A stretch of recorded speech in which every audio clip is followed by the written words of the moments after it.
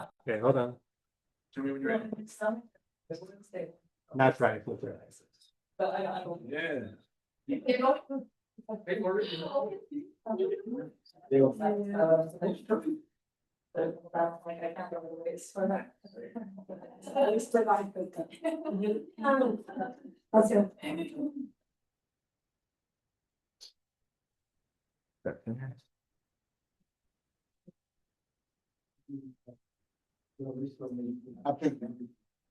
you like this? People start talking. It's nice. This is the last minute.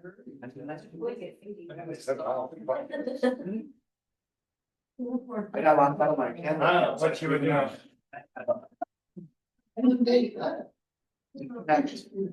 Good morning, everybody. Morning. Feels something in my throat. I'm not sure what it's allergies. Anybody else feel that? I was hoping it would go away with the rain, but it feels like it got worse. Yeah. Well, everybody, please stand for the flag. No. I see what you mean. They look very green. Everybody standing? Salute, pledge. Allegiance to the flag of the United States of America, and to the republic which stands one nation under God, indivisible, with liberty and justice for all. All right, Mike, you're up. Give it up to Mike. Still waking up. All right. Hope you guys had a great weekend and did something fun for Valentine's Day. And Up. It was like, was it good or you forgot or shame on you. All right. All right. I had to try it. Here's me. I don't know. Yeah, I was looking, I was like, yeah, that's pretty spot on, I guess. It's already put the wedding ring on me there. It's a little premature. I don't know. I didn't prompt it to do that, which is weird. Yeah, it's a little scary. I don't know what the keys are to. I don't know what that's for, but I do like the money right here. I'd love to walk into my office and see like a box full of money. That would be really cool for a change over the last couple of years, right, in this business. So anyway, kind of cool. I'm not going to post it though. Want to be on that big bandwagon. All right, so your breaking point is God's building point, Ed Milet, and we are reading in our book club Ed Milet's book, The Power of One More. And I listen to a lot of podcasts. Most of you know. I listen to Ed Milet weekly. Usually releases something weekly, if not sometimes twice a week. He does a bonus weekend podcast called The Ed Milet Show. And I was listening to one yesterday in the gym, and he said this. He said, your breaking point is God's building point.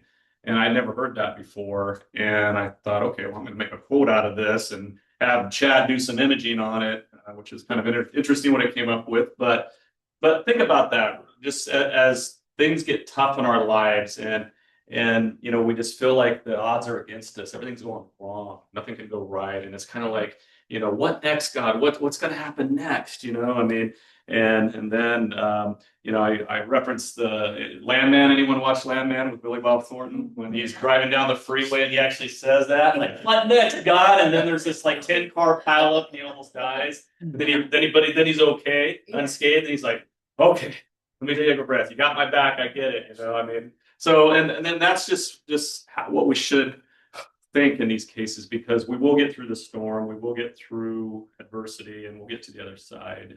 We just have to keep the faith, and we have to not stop. And I think that's the important point. All things that are, all big accomplishments take a lot of fortitude, but a lot of blind faith, right? And we can't stop. We just keep going. We just keep moving forward. And, I've been asked, why have you been successful throughout your career? And I was like, well, it's not all success. It's been a roller coaster, number one. But I will say overall, it's because I just don't give up. I just keep going no matter what. I don't care how many times I get knocked down. I'm going to get back up. I'm going to keep going. You're not going to stop me. And I'm not going to be intimidated. And I'm just going to keep doing the right things. And I think sometimes, when you're right before the moment of maybe perhaps the biggest growth in your life, whether it's personally or professionally, it does get the hardest, doesn't it? It gets the hardest at that point. It just seems like that's been that way for me. But I know, if I just keep going, it will turn out okay and be great on the other side. All right, so real estate news. Hopefully some of you can use. Let's talk about, and this is just sort of some anecdotal. Like judge denies Compass request to stop Zillow's listing policy, and of course, Compass is now us, right? We're Compass International Holdings officially. So when they talk about Compass, they're talking about us, right? But what Compass had done is basically with the change in the clear cooperation policy and basically allowing private networks, brokerages to post their listings to private networks before they post to the multiple listing service. Compass was the first to jump on that bandwagon and say, hey, we're going to put together this big company-wide private network to display our listings, perhaps ahead of time, before they hit the MLS. And if it's in our client's best interest and they're okay with that. But Zillow said, hey, anybody doing this that doesn't post their listing to the MLS, which syndicates to us within this 48-hour window, therefore you will not be allowed to put your listing on Zillow, period. So if one of your listings goes on your private network and doesn't hit the MLS at our site within this time period, you're blackballed, you're excluded. You will not, your client's listing will never appear on Zillow. And so Compass basically filed unfair practice, lawsuit, saying Zillow, you can't do this. You're treating people that are choosing to do this private network thing unfairly. And I guess the judge denied Compass's request to stop it. So anyway, that's just something to know. Doesn't affect you guys, your business. But so this was interesting. A survey came out from Delta Media. They do an annual survey, and I think I actually responded to the survey. And on the top 100 brokerages, thoughts about this year in terms of are we, positive or negative on what 2026 will be like in the real estate business. And most brokerage leaders were actually bullish, which means they are optimistic about what's going to happen this year. So 85% of the respondents are anticipating higher profits, which, I'm kind of going, profits, what is that? What is a profit? I almost forgot what a profit was, right? And it's up 63% from the prior year. And so, these are people that are very in touch with economies and markets and trends and what's happening and how things are shaping up and how their brokerages performed last year. And so I think I feel the same way. I think Michael feels the same way about this year. I think things are shaping up a lot better than they did last year. I mean, we as a company are already up, quite a bit over last year on pendings and closings. And I feel it's only going to get stronger. And so, I think it's definitely things are really framing in such a way where I don't think we're going to have a repeat of 25, but 26 is going to probably feel more like maybe a 2019, when it wasn't like this blow up, bang up market, but it was a strong market and we had a good year in 19, right? And so I think that's more of the feel for at least, me this year, that's where we'll end up. We're heading into a healthier climate. All right, number 3, Compass, again, our parent company, Compass International Holdings, promotes new president. We mentioned her name last week, Nita Nawab. And I think it's an interesting choice. I think she could be really, really good. And so this is over the whole conglomerate. So she would be like, Mike Needler's boss, right? Our president of Century 21. And Nawab, she joined the company, Compass, in 2018 as chief of staff to CEO Robert Reffkin, and has been the brokerage president since 2022. And during that time, she oversaw operations and integrations tied to major acquisitions, including Anywhere and Christie's International Real Estate, which is a luxury brand. And in her expanded role as president of Compass, she will lead brokerage strategy, operations, agent experience, according to this news release. So she will be stepping in to take Robert's shoes by and large, as he's now, Well, no, he's the god over all of Peppus International Holdings now, right? If you will. I mean, so he's going to have his hands full taken on anywhere. So he needs somebody to step in and take the day-to-day side of it. So we'll see how she does. I think you'll start seeing her here on different things that you'll have an opportunity to jump on. I'm sure there'll be some kind of pot or video or some kind of virtual meeting coming out soon that she'll introduce herself. All right, so let's see, what else do we got? So number 4, why the latest inflation data is good news for real estate. So overall inflation in the January figures rose 2.4% compared to 1 year earlier, according to a February 13th report. So that's down from 2.7% in December and slightly cooler than the 2.4% that was forecasted for last month. So that's a good sign. It's a little bit of cooler inflation number. And so when we're looking at sort of the macro side of economics, the cooler inflation combined with better than expected job reports earlier this week is kind of what we're looking for to see rates continuing to trend down. And you know, that's the idea, right? Of course. But you know, the good news is following that report, the 30-year fixed mortgage rate did drop a little bit. It dropped temporarily from 6.10 to 6.04. As of today, I pulled up both the 10-year Treasury yield and the 30-year fixed mortgage rate. The Treasury yield had spiked up. If anybody followed the 10-year Treasury bill, that one's more indicative of mortgage interest rates than anything. Honestly, it's not what the Fed funds rate ultimately does. That's a big marker, but the 10-year Treasury bond basically kind of controls the fluctuation of mortgage interest rates more directly. They dance together more in unison than the Fed funds rate. But I mean, we've gone all the way back to 4.30, which I was getting a little worried. Oh, here we go again. You know, people are selling off the bonds and they're not interested, right? But as of today, we're back down to 4.0.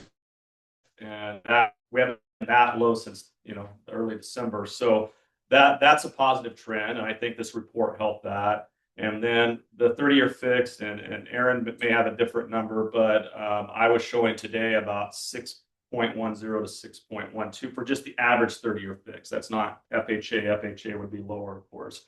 But at least the rates are cooperating. They're not coming down dramatically, but they're not flying back up again. And we need them to cooperate going into the spring selling season so we can have a strong season. And I think they will. I'm optimistic if things continue and then, we get another Fed funds rate reduction by the middle of the year, we could see rates in the upper 5s going into summer.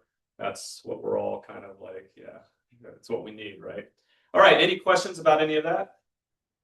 Exciting stuff. Some of you guys got excited about all that great news. How does this help me? Well, I think overall the sentiment is strong, and I like seeing the word bullish. We hate bear markets, right? I think again, things are shaping up really strong, and we just got to keep moving forward. So, Yep. Thank you. Thank you, Mike. Right. Now, Aaron. Good morning. Good morning. Thank you for the pens. Yes, they're good. I have more too. My name is Erin Fisher with Clover Home Loans. I went and gave everybody one of these. It has lots of information. I won't read off all of it. But before I get into this, yes, rates about the same as what you said. So you'll see on here, it shows 6.09 as of Friday, but I pulled rates this morning and they were slightly better this morning. And then, like you said, FHA it will be a little bit lower, but it's right about in that ballpark. But not here to talk about rates. I wanted to talk to you guys about list reports. Talked to you guys about it before. I know you guys probably get a ton of calls like I do, all of these companies calling to try to get your money to sign up for different subscription things or whatever to help your business. List reports is a free one that you guys could use when you partner with a loan officer like myself. And so the first page, I won't read through exactly everything that it says, but I wanted to show you kind of an example of some of the social media posts. So on that first page, you see those 3 little graphics. That's kind of an idea of what you could pull from there and post on your social media. It'll give you the captions to use, even if you just want it as talking points to talk to clients. So they send out talking points every Friday. That's why this is stated on Friday. And it's just a good thing to go into the weekend, or if you want to use that as a reminder to, let me call some past clients or some prospects, but I have no idea what to say, or I'm bored of saying the same thing, like, do you want to buy or sell? It's just a way of saying like, hey, I just wanted to give you a call, let you know where the market's at right now, different trends going on, what we're seeing. And then you could pull 4 different areas. Well, you could keep repulling different ones, but you could do 4 at a time on the same flyer that you can email out or print out, just like I did here. And you could do it in the ones that you're targeting, and it just pulls the information very quickly. Of course, you guys can always pull information from the MLS, but then the next page is just explain the benefits of list reports. So if you guys just want to check that out, but I think the main thing is marketing kits for listings. So I know not everybody prints out flyers. I don't know if you guys, I don't know if certain ones do, but when you put it in your actual sign or even at an open house, things like that. I think a lot of you guys have used my flyers before. We are happy to print them for you at our office for free, as long as it's co-branded. We're able to do that. So we could print them. They're really nice flyers front and back in color. So just let me know. I could print them any day of the week, but I usually recommend letting me know by Wednesday, because if you're going to MLS on Thursday, then I can bring them to you then. But just let me know before Friday at least, and I could print them for you. And the other thing that I really like I mentioned, are the social media posts. So not that social media always brings lots of business, but I'm big on social media. I think it at least is, brand awareness and getting your name out there. So from list reports, you could just click and post directly to your social media. You don't even have to think about it. So it's at least just getting something out there without you spending hours creating posts. So highly recommend you signing up for this. All you have to do to sign up is text me. My phone number and email is on the front page. Just text me or email me. And all I have to do is put in your name and send you a link, and then you say yes, and then everything's just there accessible for you. So any questions for me? If somebody was going to send you a customer, what's the best way? Give you their number?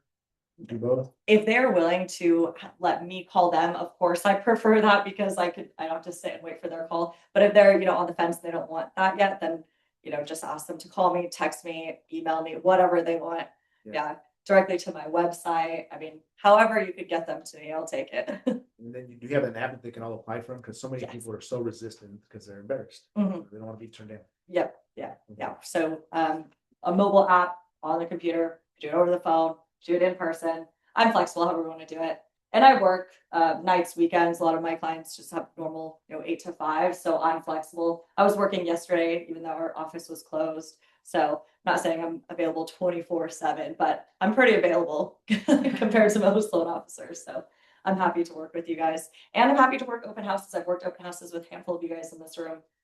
So if you guys want to have somebody there with you at an open house, even if it's just for safety reasons, if you don't have another agent to go with you, I'm happy to go with you, provide flyers, pens, nice pens, some snacks, things like that. And just to help talk to people and just be there to answer mortgage questions. Sometimes it's really nice to just have somebody else there. You talk to them about the home, and then they start saying, hey, so what about rates? Like, well, Erin's right here. And then we try to get them to apply. And you guys didn't know that, but she's a black belt, so the security part is real. Yeah. Not a black belt. Just, that's safety in numbers. That's It was more different, but it's just. Yeah, exactly. So any other questions for me? Good. Perfect. Okay, It so feels don't like it's the forget second to Monday. text. Yeah. Yeah. So don't forget to text or email me to sign up for list reports, and might as well use these free services just to get them to stay out there. So thank you for having me. Thank you, Erin. Thank you for being a big sport, and I was just teasing. I'll tell you if anybody's listening. So we got some more special guests. Come on up. Everybody turn up. If they start talking, just do this and actually. Good morning, guys. Good morning. Good morning. Aren't you gonna have any cool pins like Aaron's? I'll have those papers out right now for you guys. So you guys know Diego, and you guys have seen Bella, and then you guys probably worked with our officer David. So today we're gonna go over fencing. I know was mentioned in our last MLS meeting, and we just wanted to go a little bit more into detail of how it's gonna affect you guys and your clients. So this is why we have our brought David out of his unit today. So but yeah, he'll go ahead and go over everything. And then myself and Bella will go ahead and pass out those papers for you guys. There's just some Q&A stuff and what fencing is. So Dave. Yeah, so let me go in. Yeah. Yeah. Well, Okay. let me give you a round of applause for coming in today. Thank you. Thank you. Appreciate your time. So FinCEN is a government agency that's regulated by the federal government. It stands for Financial Crimes Enforcement Network. And essentially what they do is they make sure that the bad people, the nefarious people, are not benefiting financially in our country. One of the ways that these individuals are benefiting financially is they're essentially laundering funds through real estate transactions. Originally, they had a certain hotspot of areas where they would regulate these type of transactions. Now they've made it across the board, so they're affecting all of the real estate transactions. Essentially, the properties that we're after are any type of real estate transactions that are being purchased with an entity. So it could be a trust, so it could be a revocable, irrevocable trust, LLC, corporation. The way that these nefarious individuals are benefiting from these transactions is they will put, or say, a puppet signer or an entity that has no criminal background, but they're the beneficial owner of the entity of the holding company. So the Federal Reserve and the FinCEN has implemented these new policies in place to be able to unmask these individuals from these real estate transactions. So we do have to report our real estate transactions that are cash transactions and residential transactions to FinCEN when we close an escrow transaction. We did have to do this previously, but it only affected certain transactions. It was not all real estate transactions. Now, a couple of key things about FinCEN and their new policies and regulations is they're considering residential transactions any type of real estate transaction that has a residential dwelling. So it could be an apartment complex. It's not necessarily 1 through 4 anymore. They're considering apartment complex, a residential, any ag land that might have like a one home site on there. They're considering residential. They're also considering, mixed use property. It might be a restaurant on the first floor and then a living on the second floor. So they're also considering that residential. Cash transactions, they're considering seller financing cash transactions, or hard money loans are also considered cash transactions for them. So this would primarily affect, your hard money investors or your flippers that are doing flips would also be affected by FinCEN. So it is imperative that we have their contact information up front through our escrow transaction. So as soon as we get notice that it is going to be applicable to report, then we can get the proper documentation filled out up front through our transaction. It can stall your closing if we're trying to scramble at the end of the closing to try to get that information from them. Yes. So any business like downtown Visalia or something that had residential at the bottom. Yeah. So any type of real estate transaction that has a residential dwelling on there will be applicable. And then this is a big one. Any land property that is intended to be purchased for residential development too. So it could be like a vacant lot that's going to be constructed on, that the incentives for them to construct on will also be applicable. How about commercial properties? Have those been left out completely or no? So commercial properties that have a live-in unit will also be applicable. How about this building here, which is just a building with no residential? Would this fall into that category? No. And so anybody buying commercial is still allowed to launder money. It just doesn't have a residence in it. Well, I mean, essentially, that's what they're saying. Exactly. Yeah. And I'll be honest, I'm not sure how commercial is differentiated from residential, Yeah. or how they're picking and choosing what transactions, but as of right now, they're specifically going after residential transactions. Yeah, because I always heard of laundering money, like they're buying fake businesses, right? But now maybe they're getting into the residential world as well. Okay, that makes sense. It only applies if they're under an entity. An entity. So if I'm a cash buyer and I have no entity, then that doesn't apply to me. That's correct. Yes. So if they're buying it under their name as an individual, then they're fine because they're already being screened through their financial institutions.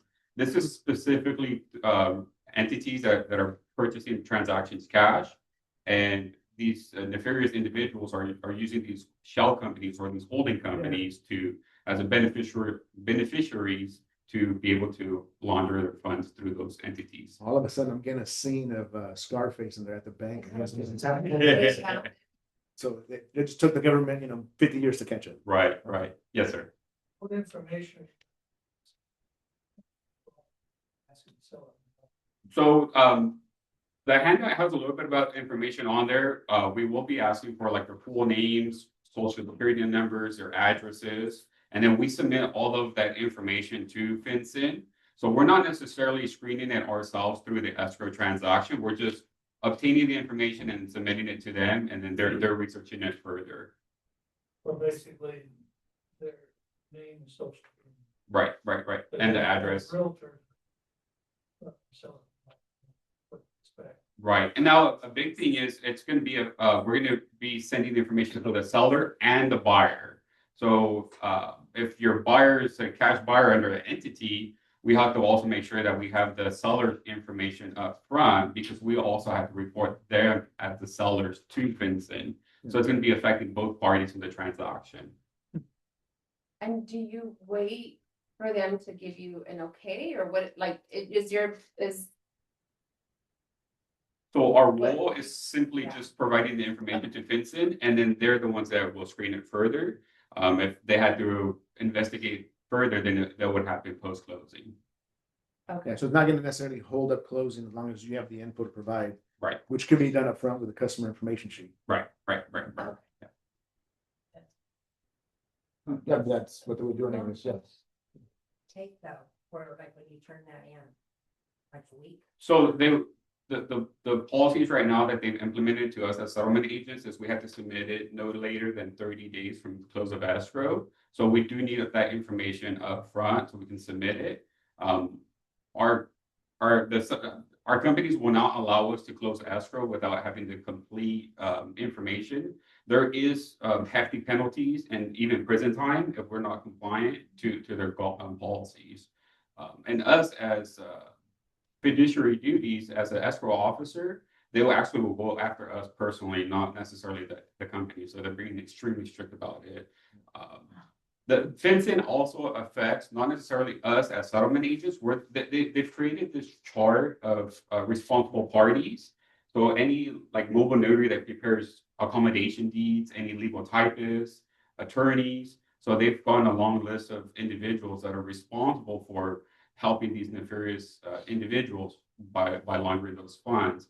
So they've kind of put a chain of events as to, okay, fortunately, us as a settlement agent, we're first in line to help protect all parties involved. But then the next one that follows would be like legal typists that prepare deeds as an accommodation, and attorneys, and so on and so forth. Very good. Very good. So really, in reality, so long as we get the information to you during the escrow, it's not going to hold it up. Exactly. And we just have, for any of you that are dealing with customers that have trust or a corporation or LLCs or C corps, you just got to let them know, hey, look, we need this information up front because the government looks into all transactions now. The biggest would be, certain transactions where, and I'm not sure if your guys' brokerage allows this, but it's and/or assignee. Usually they, those are always tough. Those, as a settlement agent, we don't know if they're going to be assigning it, to someone else, or they're going to be putting it into their entity or forming an entity. So we have that information up front as to what their end goal will be. Then we can kind of plan accordingly through our escrow transaction. Very good. But again, these are limited to cash transactions. Cash transactions, but their definition of cash would be hard money loans and seller financing. So they're considering those cash transactions. Yes, sir. Would this also apply to a nonprofit? So they do have certain exemptions. I know one of the main exemptions that they have are publicly traded entities. I think a nonprofit, like a 403, I believe. To be specific, I have an American Legion Hall I'm selling for. Yeah. So I believe we would have to report it as long as it falls within their criteria. But I'll double check and I'll make sure. The person who's in charge is just the president of the state. Yeah. The state. Absolutely. David, Yes. don't they give you that information to begin with, like for affidavit of on foreign? So, They give you your social security and their name. That's it. It's not for personal, it's only for entities now. So it's an additional form. Because before individuals had to fill out that form and now it's for companies, entities, trusts, things of that nature. So it's a completely different form. Correct, correct. Now, and one of the themes with Vincent also is they want us to obtain the information for any member that has more than 25% ownership of the entity. Sure. So, for example, there's a partnership agreement with 5 partners, then we would get the reporting information for the 4 that have the majority ownership of that entity or the beneficiary ownership. So another item that we do reach out to the customers would make sure that we have those entity documents ahead of time to make sure that we have the proper reporting. Yeah, so anything that Mike and I buy together in a partnership or with our Quantum Realty group. Rita, when you buy flips, do you do them under your name or your company name? Personal name. So you're still exempt. You can keep laundering money. Okay. So, This action for trust, I had a little bit of a bank account. Yeah. Which my attorney had told me, this is what you gotta do. It's just a lot more work. I didn't wanna do it. Well, when Chicago got closed, we put it under the trust. yes, So. that would now qualify. Yes. So anything that we buy under our family trust would also Yeah. have to be reported. And the problem is, the reason we're having to do this, states don't do this. You guys can open up an LLC or an S corp or, C corp or whatever, or a trust. And just file the paperwork and pay the fees with the state, and then you're good to go. Like they don't do any screening, background, nothing. So the feds are doing what the states probably should have been doing. You guys have any other questions I'm able to address? Yes, sir. I just wanted to comment on all the guys there that, if you ever do any 1031 exchanges, David's the guy for you. The nice firm that helped us out last year on exchange.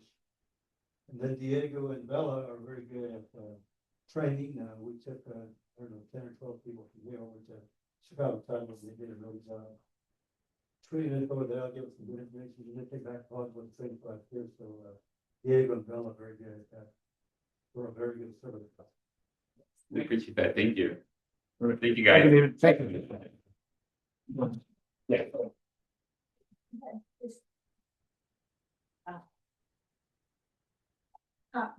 Properties that are for rent, what have you, but they're in a trust, does that come into play? Yes, anything that's a trust, only when it's selling, not when you're renting it. So, but when it's being sold. So, yeah, there you go. Thank you, everybody from Chicago Title for being here. To what Mike was saying, that a lot of the states don't collect information when companies are started. Foreign nationals can start a company in the US without having to be citizens of any kind. The most popular states won't surprise you, except for maybe Delaware, Wyoming, New Mexico. Well, how about Nevada? Nevada has 90% of all foreign national companies started in the state of Nevada. You guys know that? And they don't have to report it. And what else is in Nevada? A lot of what? Yeah, and so they're finally catching up. I mean, somebody in the government finally watched Scarface like 48 years later, and they're finally saying, hey, you know what? They're more than doing commercial work. They might be in the residential world as well. And so just a way of doing business, it's a way of protecting each other. For you that's working directly with the customer, can it be an inconvenience? Not really. They're just collecting more information. And when somebody is legit, are they going to mind sharing their information? And if somebody's not legit and scared of being caught, maybe they fight it back. So if your red flags go up, maybe it's not somebody you want to work with anyway. So just keep that in mind. Listen to your gut feeling. Thank you again. Give it up one more time for Chicago Title. Mike Liddy, thank you for bringing this subject up to me. It was really important, and I had to do some research as soon as you mentioned it. Luckily, Chicago Title was available to come in and do this for us, so thank you again. Hey, whoa, who did? I didn't put my picture there. Yeah, you did. Man, what happened? I've aged like 10 years or 2 years. That's crazy. Company-wide training. Tomorrow we have Bill Hill, so please be on Zoom. Bill still does training for us every single month. He likes to come in person about once a quarter. He was here about 2 weeks ago, but this one will be on Zoom, so please show up for that one. And then, Bob, you got a special training coming up, right? Yeah, we'll get to your slide in a little bit. Everybody read this with me. Ready? 1, 2, 3. I used to make fun of my parents for going to bed at 9:30. Now I wonder how I stayed up so late. And I'm telling you, yes.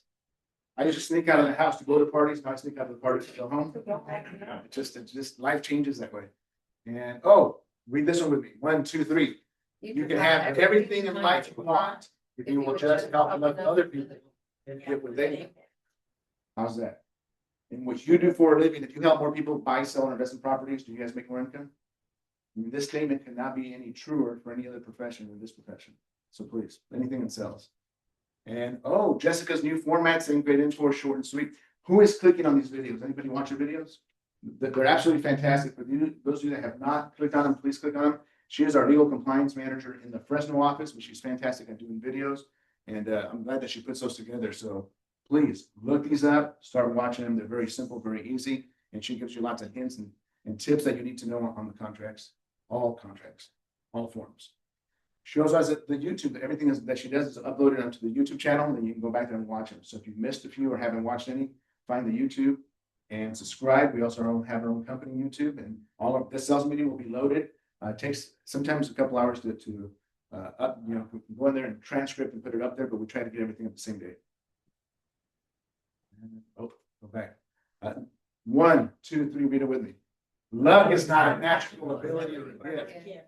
Luck is a state of mind, a way of thinking and behaving. Anybody ever heard of the harder I work, the luckier I get? Anybody ever have that experience where you're just working a little bit more and you get more? Anybody ever feel like you're on the way to work, on the way somewhere, and you get every single red light like you're trying to force it? No matter how you speed up, I'm going to get the next one, you get the red light. And then have any of you had that day where everything works out, you got up on time, you got your makeup up on time, you left, you got your coffee, and you get to Starbucks and there's no line for no reason. Every single green light, everything is just in sync. Guys, don't force it. Get in sync. And you're not getting lucky. You're just putting the effort and it's finally paying off. You can't force this business to work. You got to be ready for it. And you got to prepare. And when you're prepared, you get all the green lights. All right. 4 essential principles of luck. Will you please read number 1 really loud? Number 1, skilled at creating, noticing, and acting on chance opportunities. When you were first in real estate, did your ears go up every time you were at a restaurant or somewhere in public when somebody was talking about real estate? Have you gotten better at listening to those conversations? Have you gotten better at overcoming objections? Can you close better than you did before? Are you smoother at everything that you do now because you have some experience? And the answer is yes, you have to get there. Everything takes experience. I mean, Mike said it once a couple of years back, when you're learning to drive, you turn the radio down so you can see better. I mean, it's just because you're nervous and you're new at something. I can go back to Dave in Chicago time. We go back years and years. I mean, you're much better at what you do now. When you were first doing your job, were you nervous?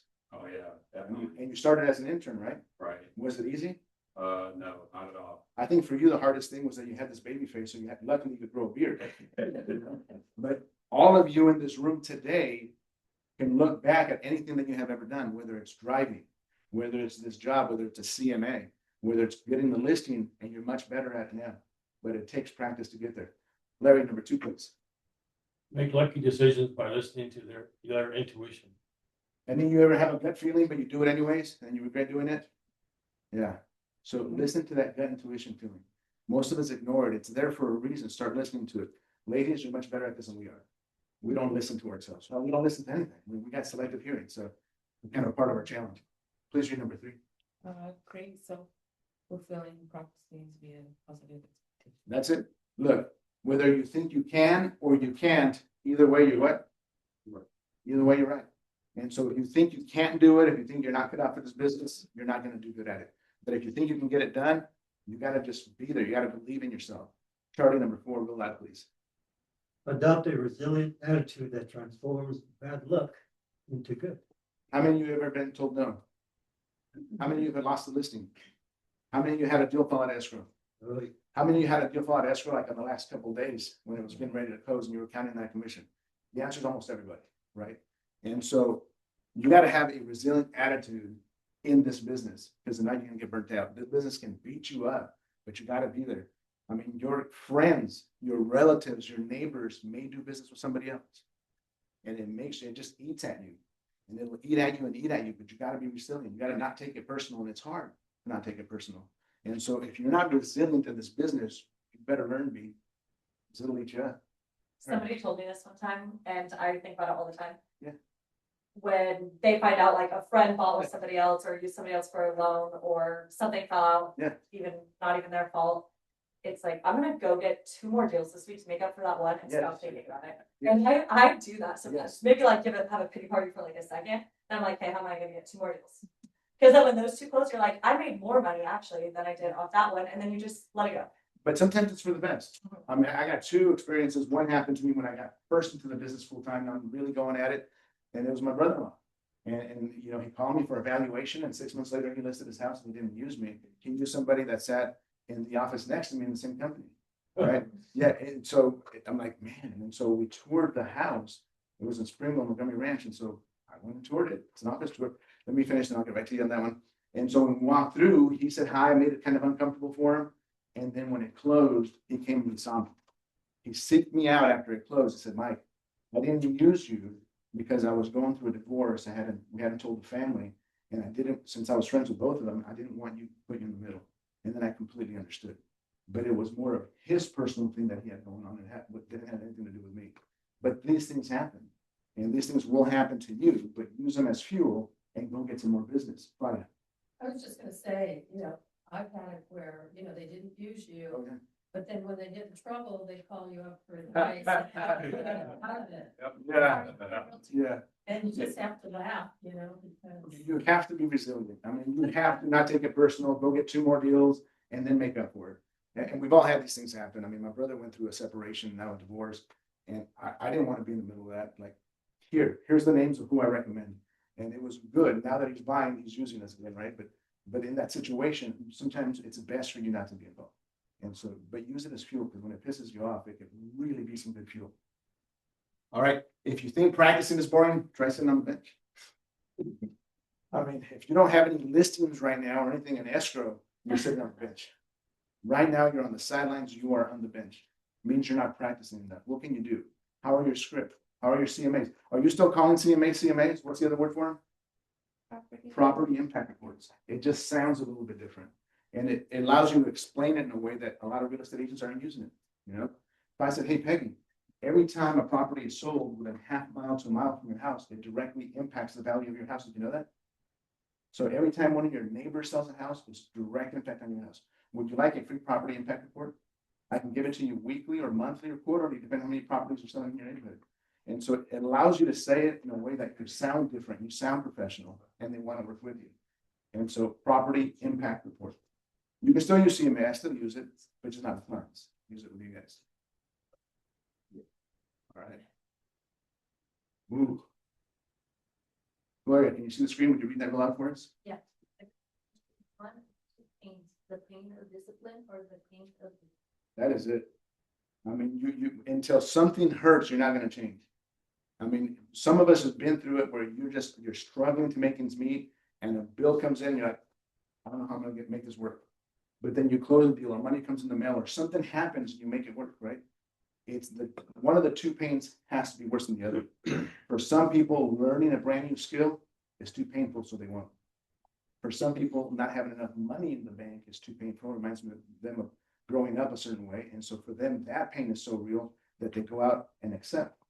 And they go out and have a lot of business. But you got to have a pain differential. Until one pain is bigger than the other, you won't do it. I mean, for me during COVID, I think I gained like 52 pounds during COVID. I mean, that was insane. I mean, I was real comfortable. I ate like crazy. I was eating all the time. I was always hungry at the fridge. But it was really easy till the doctor said, hey, you're pre-diabetic. That pain was real. I'm like, shit, I had to lose some weight. I've kept like 32 of those pounds off. So we're there. So the pain of discipline or the pain of regret, what is it for you in real estate? What is it in your personal life? What is your pain about? And what can you do to make it easier or to make a change? Ooh, man, changing your mindset. Who here has ever tried to change your mindset on something? Right? And here, I've used this before, and some of you guys have seen this before, but if you're thinking with an obligation mindset, it's holding you back. It's limiting your beliefs of what you think you can get done. You really got to have an appreciation mindset in order to change your mindset. Because under obligation, there's fear, there's anger, there's resentment. All of that stuff lives under a mindset of obligation. However, if you're here on the right side of the screen under appreciation, you can't have fear. You can't have joyfulness and you can't have hope. And so let's go through some of the things in your daily life that are obligations. How many of you go home and you get a little bit upset because you get home and the house has to be clean? Yet your spouse was there all day and they haven't done anything to help you clean, right? Or you go in there and you cooked last night's dinner and the other person was supposed to do the dishes, but there's still dirty dishes in the sink. And so you see them like, man, I don't feel appreciated. I don't feel seen. And so you get home and you're frustrated. How about laundry?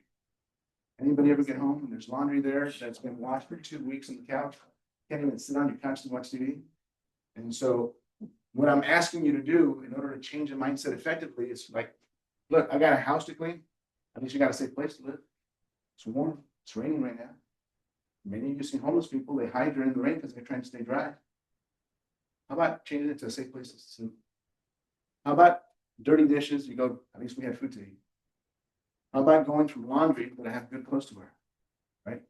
How about just changing it just a little bit to be an appreciation mindset? Next one on the left, calling my overbearing listing client, somebody you forgot to call yesterday. They're upset with you. They're not getting enough offers. They're upset. They want to lower your commission. They want to fire you because they don't think you're doing a good job. How about like, at least I have a listing. At least I can do an open house. At least I can call Erin. She'll use her black belt to protect me when we're doing the open house. So whatever it is, just change it. How many of you are upset about a car payment that you bought during COVID and things were really good? And now you're like, shit, that $1,800 a month payment is a lot on the car. Some people have that, I don't. That's why I have a mortgage. How about having a car to drive?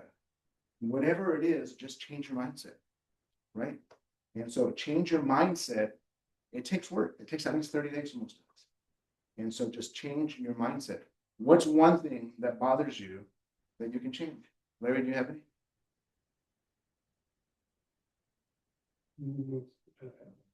I know you don't like oil changes. You went in for an oil change, came back with a new car. So, And I have a housekeeper and I live alone, so I do all the. yeah. So. Yeah, he got mad at himself coming home to a dirty house. We hired the housekeeper. Well, I've had her for 6 years. So, 6 years ago, he was mad at himself. But we all have these as challenges, Charlie. Number 2, there's overbearing listing client. Oh, yes. He gets. You made eye contact in the background. He's really upset.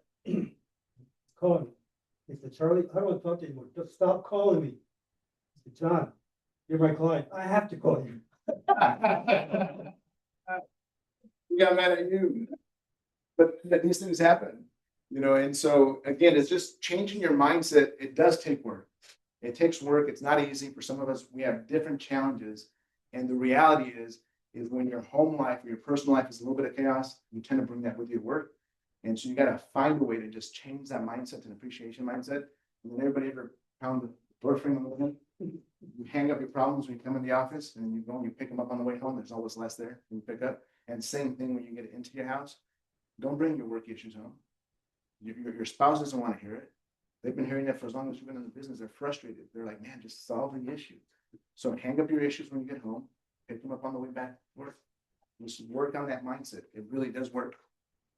Ooh, Bob, please come up and tell us all about your training on Thursday. Give it to Bob. Training again? Yes, and when it's coming up again. Okay, got it. So Mike G wanted me to talk about this AI authority page training that we did a few weeks ago. And basically what it is search is changing. Everybody knows you got AI. So the search results are switching pretty much right now to 45%. The 45% of all the searches on the internet are done through AI search engines. What's that percentage again? 45. And it's gonna keep So it going. 50%. The 50% of people that are searching are using Claude, Gemini, whatever they want, they're searching. So what an AI authority page is, for those of you that have a website, is basically saying, hey, let me tell all of the search engines out there who I am, what I do, what's my niche market, who do I service, where do I service them, here's my credentials, here's my expertise, into a page that you create on your website, not visible to the public, because your menu system on your website is for a human to see because it's there. AI search pages are hidden to where the search engines will see it because they see everything. And what it does, it tells them when they go through your website, it says, so Bob Patel is a real estate agent serving Visalia, California. His niche market is first-time home buyers. His clients are between this price range. These are all his certifications, accreditations, etc. Wow, he must be an authority or an expert in that field. So when somebody's searching for a first-time home buyer or for a home or a realtor, that in my AI authority page, it shows what my services are. It'll recommend me over everybody else that has never created a page. You guys have to understand. Second of all, a lot of you guys have a Google My Business listing. Well, when you search now, AI search engine, the first place it goes is to a Google listing. It says, okay, Rita's the customer is looking for a top real estate agent in Visalia doing luxury homes. It'll crawl all the Google My Business listings and find out who has services related to what he's looking for first. Now, the problem is with the Google My Business listing, most of you create one because you hear somebody else got leads, so I would need to create one, but none of you manage it. It has to be managed. So what Google says, if you have a Google My Business listing, because we have 6, I'm waiting for Bakersfield's second office to get their access. Google and AI says, hey, Mike, you have a Google My Business listing, and I see that you've been managing it as a virtual business. You've been updating your hours, holiday hours. Most of us don't do that. We don't say we're closed on President's Day or Labor Day, anything, we just leave it alone. You've been adding pictures, you've been uploading videos, you've been changing your services, because maybe when Mike created it 8 years ago, his services have changed. His service descriptions have changed. Who you service has changed. So you go through and update all your services and keep your Google My Business updated as if it was a real business. In about 4 to 5 months, you will start getting leads from Google because it says, hey, out of all of these people, you're the only one managing your Google My Business listing. So you know what? Why am I going to send my clients who are searching for a realtor to any one of you when you can't even manage your own business? I'll send them to Mike G. Does that make sense, guys?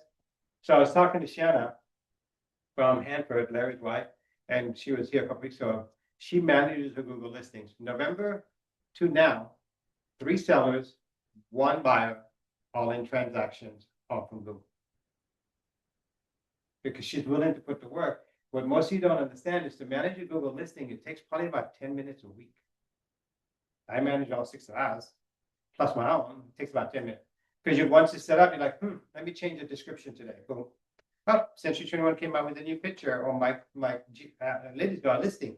Let me put that information in that picture and a short description, learn more to a link to my website. Takes about 3 minutes, done. But it has to be something that you have to do to manage.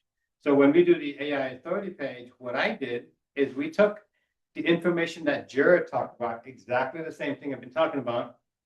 Curiosity, name, address, phone number has to match. You have to have an AI authority page. If you're not going to create blog posts, okay, let's work about individual city areas, etc. So this is super important if you're going to do it. If you're going to use your website, your Moxie website is super powerful. This is the stuff that needs to get done. We've done plenty of training on it. But the key part on this is there is a local AI visibility for real estate. So when Jared came up with his training, I said, you know what, let me just put a GPT machine together that all you have to do is start. It'll ask you for all your information. It'll ask you, and it will not continue until you give it everything that I've asked it for you to give it, and it'll create the content for you. All you do is copy and paste it onto your website. Really simple to do, but I'm going to show you something else also. So if you go to jordanlink.com/GPT, I've loaded the GPT links to these on there. So what I did is I created a GPT machine based on Mike's 10 Scrolls book. You asked it to create social media content. It will create it based on the philosophy of the 10 Scrolls. There's one down here. It says just one more on the page. So the book that they're going over right now, you can say, hey, can you create me 5 social media posts regarding this niche market? It'll create you posts based on just one more. Actually pretty wicked. If you guys want to take a look at it, just go to jordanlink.com/GPT, because once it creates the content, all you do is copy, paste onto social media and ask GPT, create an image for this post. It'll create it, post that, and done. It's really, really simple. The main thing I want to focus on, you guys, is just take 5 or 10 minutes a week to start learning, because tech is not going to slow down. It's going to keep coming, and it's going to keep coming, and we got more tech coming. Because once Compass rolls out their tech stack. And second of all, Aaron shared the list report. Reports, yeah. So when you get that email, those images, you can right click and copy. Will it let you right click and save it to my desktop, right? So Moxie, we're doing a training on Thursday, and hopefully you guys get on it because the new campaign builder in there is wicked. Because if I can get a report, if I was a realtor and I get a report from her weekly, I'll take that content, put it in a campaign and send it out to all my leads. Because she's already done the work for me. I'm just gonna copy it, put it into an email, send it out to 1,800 people, send. And all the content is yours. There's no like copywriting issues, anything like that. List reports, you sign an agreement with them, they are good. You could take anything, email it out, distribute it however you want to. Yeah, so I mean, think about it. You got a lot of these, our partners have content, but we're not using the content they provide. We're trying to figure out how to reinvent new content. With her post, that flyer, that PM, the one that you showed me right there, I would put that every Friday and send it out as to every client because they'll see me as a local expert. Hey, if they have a question, let them tell Aaron. I don't care. As long as I get a lead and we can close the transaction, who cares? But the content is there.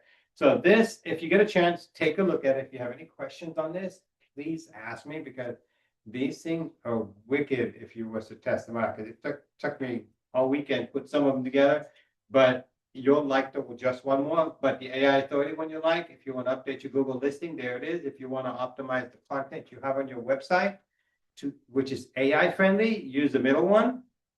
And if you want to create social media content, use that one. Perfect. It's all there. It's all done for you. Yeah.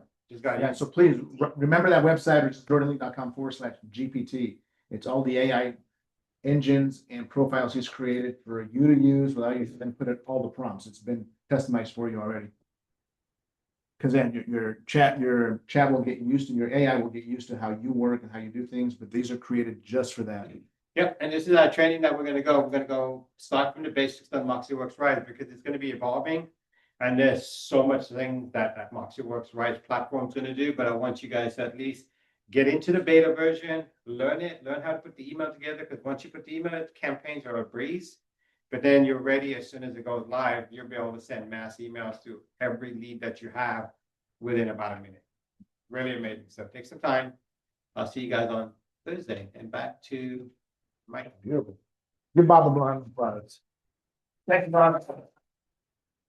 All right, so let's roll with that. YouTube at C21JL is our page, or the page you subscribe to. That's our channel, if you will, on YouTube. So please start following us on YouTube. Anything that we do here, all the Zoom trainings we do, all the trainings we do on Wednesdays and Thursdays, those are all there, and of course, all of our Tuesday meetings. And subscribe. Let's roll. Oh, you okay? All right, okay. 121 event. We're still offering, we're going to reimburse you the cost of your ticket split over 2 or 3 transactions when you get back. All depends on the cost of your ticket. So please sign up for that. It's literally zero cost to you because we reimburse you back your money plus whatever you spend at an educational event. You can deduct from your taxes or your earnings from your taxes. So again, why not go have some fun, learn something, and get to some great information. And again, it's tax deductible. Some of you guys are paying taxes anyway. Real estate is a lot like peanut butter. Some transactions are smooth and others are full of nuts. That's my real estate tip of the day. Just remember that. So it's not always about you. Sometimes your customers are just right there. All right, coming soon. Does anybody have any coming soon? Larry, this one's already listed. We were telling you about the manufactured home. Please tell us about that one. Small 1-bedroom, 1-bath manufactured home for $15,000. What park? It's on 822. Yeah, and what's the space rent? Base rates are on 800 miles. I mean, at that price, I mean, damn. But it's vacant right now and she's paying space rent on every month while it's 50. And you don't have to be laundering money to afford this one. I mean, it's 15 grand. That's pretty good. It's a 1981. Yeah. It's in the senior park. Yeah, that should sell. And you go for it. Contest. I got a little house coming up in Exeter. Is it over on Prairie Street? Little house on the prairie. Oh, yes. Good one. One of these little ones is gonna be about 310,000. He's gonna throw a little roof credit on there, but he's got It's a nice little starter home, 3-1 corner big lot. He's updated the kitchens and the bathrooms. The only knock on it is that it doesn't have central AC and its roof is towards the end. I'm trying to get a roof cert on it, but anyway, it's gonna be like 310. It's gonna be That's pretty easy to sell, I think. 310 Exeter, 3-bedroom and bath, sounds like. Yeah, it's clean, yeah. What street is that on, by the way? Hartley. It's kind of behind Park Place, which is the nice community. Yep. On that side of town over on Fireball. And then Dan wants to know what the square footage of the property. It's about 1,100, right around 11. Right around 11. Thank you. Anybody else coming soon, or have someone Mike? I have one coming up. I think it's River Quell subdivision, basically on the corner of Lovers Lane and Walnut. 5 years old, 1552 square feet, 4 bedrooms, 2 baths. Shows like new. Solar, this is 405. Not bad at all. Wow. Sounds like a good price. Thank you. I have a buyer that I'm having a hard time finding a house for. He's 6 to 7, maybe 7-15 range. He doesn't want a pool, wants a large lot. He likes to do gardening.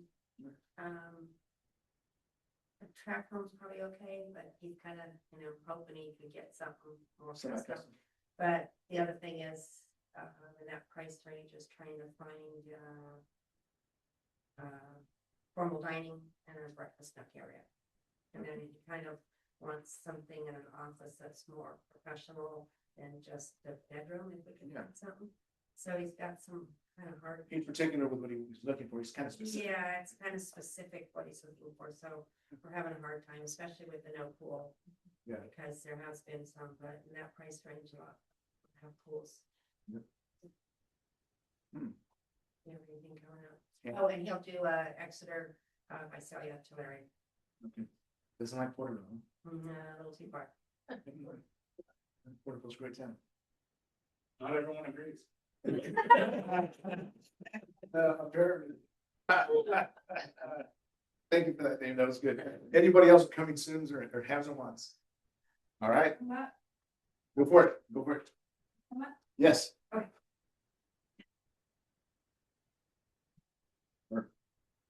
That's all you. Go for it. Thank you. Anybody recognize that office?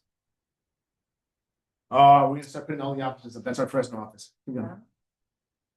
Sorry. Okay.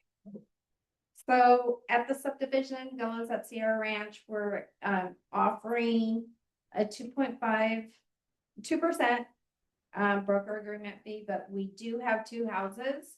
The Harbor, which is 4 bedroom, 3 baths. That one is 2,000 square feet. That one is ready to go. If you bring a client for that, you'll get an extra 2,000. And then we do have the Shelby, which is, oh, sorry, let me go back to the Harbor. The price is $529 and they have incentives for $16,750. Okay. The Shelby is also the same incentive for agents, and that is going for $573. That is a, help me, Gloria, 3 bedroom, 2.5 bath, the Shelby. 3 bedroom, no, 4 bedroom, 3.5 bath, sorry. 573 and with incentives of 19,000.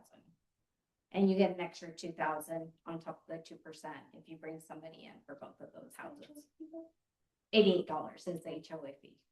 $88. That's it. That's nothing. Yes. Nothing. Yes. The gated communities. Yeah. In Tulare. Yes. Yes. When can we tour it? Are we still set up for day? Can we do Let's next week? do today because The it's rain? muddy. Yeah. Yeah, let's do next week Okay. and I'll be there to set up before you guys come. Okay. Because some of those houses are ready and you can't walk up those stairs. They didn't put the plastic back up and. Yeah. Yeah, we have booties, but Yeah. probably not enough for everybody. Yeah. You said 2 or 2.5 real estate. It's 2% plus an additional 2,000 if you bring somebody for those homes. Okay, Very good. thank you. Thank you. So for those of you that haven't been to our Fresno office, this is our Fresno office. Got everything except for this little section here that belongs to the guy that owns the building or the family. This building here, Wilson Homes. Anybody ever saw Wilson Home in Fresno? Guess where the guy's from that built all that? Porterville. He's also in Porterville. We love it. And he's built like 5,000 homes in Fresno, and he's from Porterville. And then this is the Palms Restaurant, where we have a lot of business lunches. Great There's a restaurant. lot of quality people come out of Porterville. Yeah, But they never. you can take us out of Porterville, but Porterville's still in our hearts. I think that's what it is. You know, Porterville's a great little town, but most of us feel that way about the towns that we grew up in. Next Monday, we continue with the book club. As Mike and Bob were saying, it is the book called The One More with Ed Milet. Next week is really special. It's one that you don't want to miss because it goes into not just you doing one more, what can you do with your work ethic to do one more transaction, but it's also who do you team up with, what lender, what escrow company, who else can bring some element to what you do for your living that can make you better, right? And so if you're Michael Jordan, who was a great basketball player on his own, he didn't start winning championships until he got a sidekick by the name of Scottie Pippen. And we built this great team around him. So by yourself, you can have success and you can be good. But with proper teammates and lenders and vendors, you can do more. My one more is mine. And so you can always do one more. What is one more person that you can add to your team that'll make you better? One more partnership, one more whatever it is that's missing. And so don't want to miss next week's Monday class, okay? That's all we got. Thank you.